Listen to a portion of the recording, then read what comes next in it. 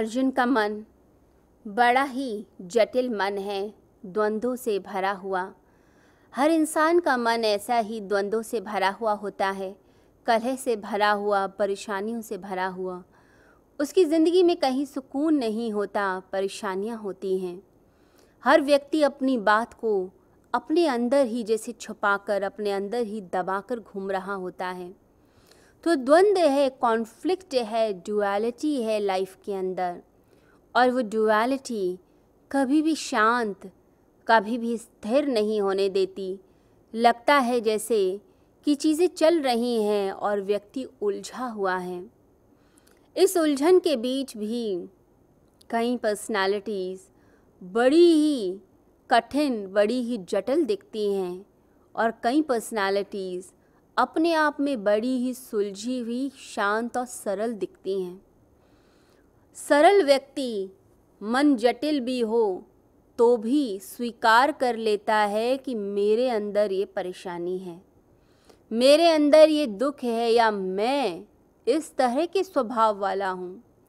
लेकिन कुछ लोग ऐसे होते हैं जो अंदर से चाहे परेशान भी हो, अंदर से बड़े ही कॉम्प्लिकेटेड भी हों, लेकिन अपनी अंदर की जो बीमारी है, अपने अंदर की परेशानी वो व्यक्त नहीं कर रहे होते हैं।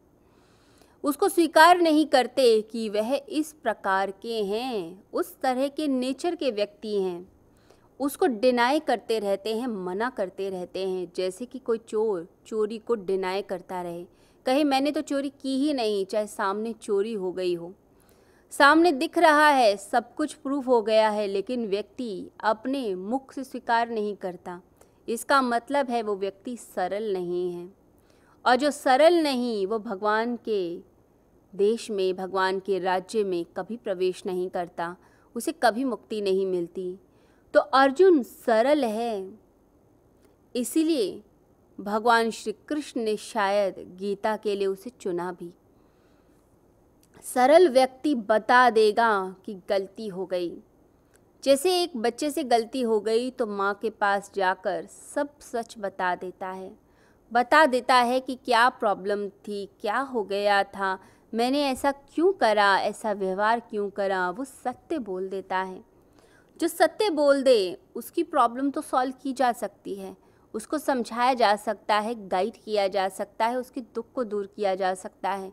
परंतु जो कॉम्प्लिकेटेड है, जो बताना ही नहीं चाहता और अंदर से धूर्तता करता चला जाता है, चालाकियाँ करता है, ऐसे व्यक्ति को कोई नहीं सुधार सकता। स्वयं भगवान श्री कृष्ण भी धरती पे आ जाएं तो वो भी सुधार नहीं सकते। दुर्योधन जैसी बुद्धि वाले लोग, जरासंध जैसी बुद्धि वाले लोग कभी भी नहीं समझ सकते। वो समझेंगे तो कैसे समझेंगे? उन्होंने अपनी समझ के द्वार ही बंद कर दिए। वो सुधरना चाहते ही नहीं। वो तो कहते हैं कि हम अपने आप में बिल्कुल ठीक हैं, परफेक्ट हैं, बल्कि आपको सुधरने की ज़रूरत है।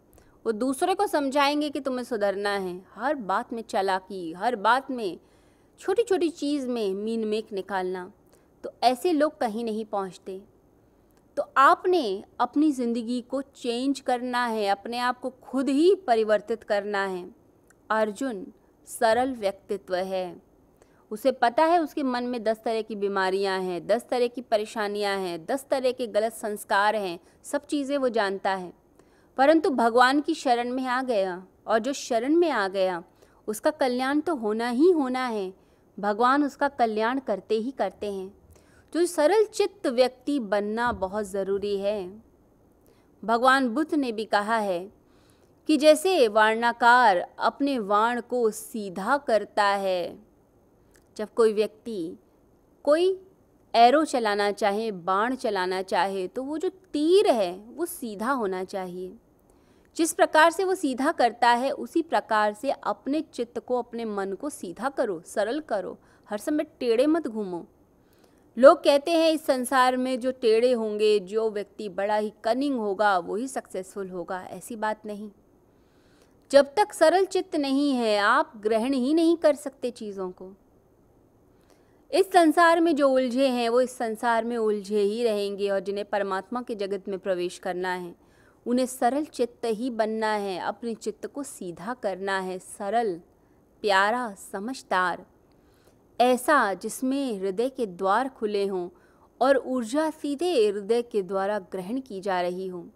जैसे कोई बोले, कोई गुरु बोल रहा है और शिष्य उसे शांति से सुन रहा है, उसे पी रहा है, उस नॉलेज को ले रहा है। जब आप नॉलेज को नहीं ले पाते, आप अपने हृदय के द्वार बंद कर रहे हैं, तो आपका उद्धार कैसे होगा।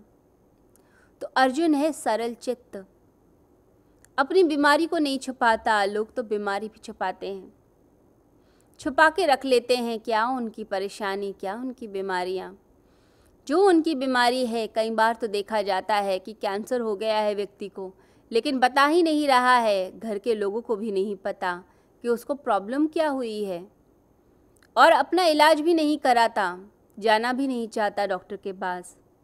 तो कई बार ऐसा देखा जाता है कि जो चीज़ आप छुपाए जा रहे हैं, कभी आपके पेट में कोई दर्द है, कभी पैर में कोई तकलीफ़ है, आप उसे छुपा रहे हैं डॉक्टर के पास जाने से, बल्कि आपको लगता है कि शायद मैं वास्तविकता का सामना नहीं कर पाऊंगा। और बहुत से लोग ऐसे होते हैं जो वास्तविकता का सामना नहीं कर सकते, वो फेस ही नहीं कर पाते ट्रुथ को। वो एक झूठ की ज़िंदगी में जीते हैं, एक कल्पना की, झूठ की, गलत ज़िंदगी में। तो जो व्यक्ति ऐसे जिएगा, उसका उद्धार कौन करेगा, कैसे करेगा। जिसकी आंखें हर समय धन में ही घूमती रहती हैं, जिसकी आंखें हर समय विषय वासना को ही ढूंढती रहती हैं, वो क्या अपना उद्धार करेगा। वो तो अपने रस को और बढ़ाता है। और परमात्मा की राह में जो चलते हैं, वो इंद्रियों को, रस को कम करते हैं।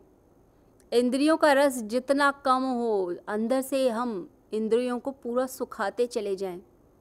आंखें वैसी रहेंगी, हाथ वैसे ही रहेंगे, कान वैसे ही रहेंगे, लेकिन उसके अंदर जो रस लेने की शक्ति है, जैसे किसी की बुराई करने की, ये जो रस लेना है, सुनना है, ये क्या है, रस लेना चाहते हैं हम। जब हम ये सब चीज़ें बंद करते हैं, आंखें सिर्फ देखती हैं, इसका मतलब ये नहीं कि चीज़ों में रस ले रही हैं। हम रस लेते हैं, इसलिए हम इंटरनेट पे वही चीज़ें देखते हैं जो हमें पसंद है। फ़ोन पे हम वही देखना चाहते हैं, टीवी में वही देखना चाहते हैं। हम उस रस को बढ़ा रहे हैं, इंद्रियों के रस को। बढ़ाना है आत्मा के रस को। इंद्रिय के रस को बढ़ाते चले जाएंगे तो क्या होगा, हम उसी में ही फंसते चले जाएंगे और बीमारी बढ़ेगी हमारी। और बीमारी क्या है, इस संसार से अटैचमेंट, इस संसार से आसक्ति। जितना जुड़ जाएंगे उतना ही हमारा उत्थान नहीं हो सकता। और व्यक्ति की हालत ये होती है कि बुढ़ापे तक चीज़ों का रस बना ही रहता है, छूटता ही नहीं। और जिसका छूटना होता है उसका तो बहुत छोटी उम्र में छूट जाता है।